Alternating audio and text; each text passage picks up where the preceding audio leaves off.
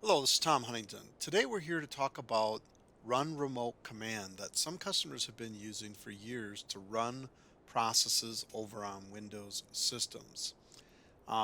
This command was deprecated by IBM back in 2020, but yet some people are still running it. And as they upgrade to newer operating system levels of IBM they find out that this technology doesn't work. So, what to do?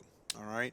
Well, in a lot of cases, they already own Robot Schedule. So, to solve the problem that run remote command does not work anymore to run jobs on a Windows server from IBM Robot Schedule.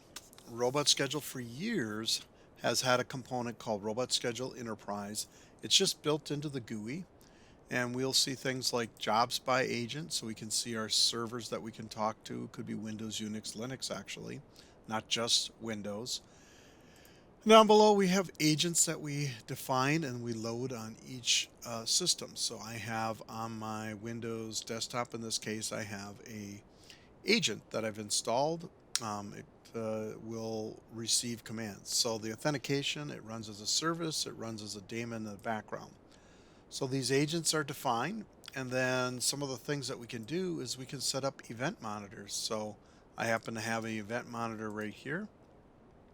It allows me to monitor, in this case, a file event, but I could do directory events and process events. And so when this file arrives on a Windows server, I can actually kick off a job in Robot Schedule.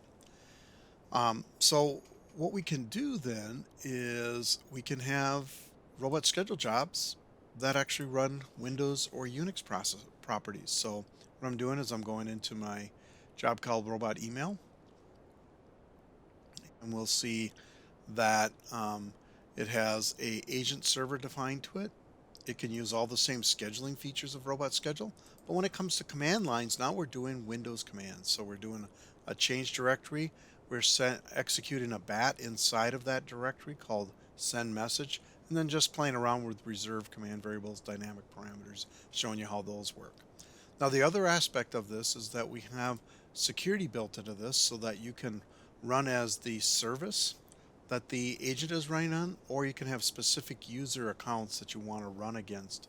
These can be privately used for each individual job, or there's a shared environment that we have set up here to handle security.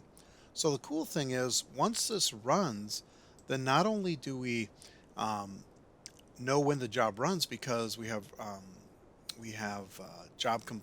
return codes, we also have history. So when I look at this job, it just ran today. And if I look at the spool file history, then the spool files generated by this, we'll see actually two. We'll see a job log for IBM for the job running out of Robot Schedule, and then we'll have the agent log. So if anything, this becomes really handy in doing problem determination. So here we can see our CD that we ran, and then we can also then see our command to run the echo that we have here and the send message that we have here. And so this is all filled out, and then even those reserved command variables getting filled in to the process.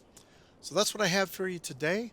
Robot Schedule Enterprise. It's a plugin into Robot Schedule. We've been doing this for well over 15 years. Actually, you can go back into the 90s. There was a predecessor product before this, but really a slick way to control Windows, Linux processes that are integrated with IBM. Thank you again. Have a wonderful day.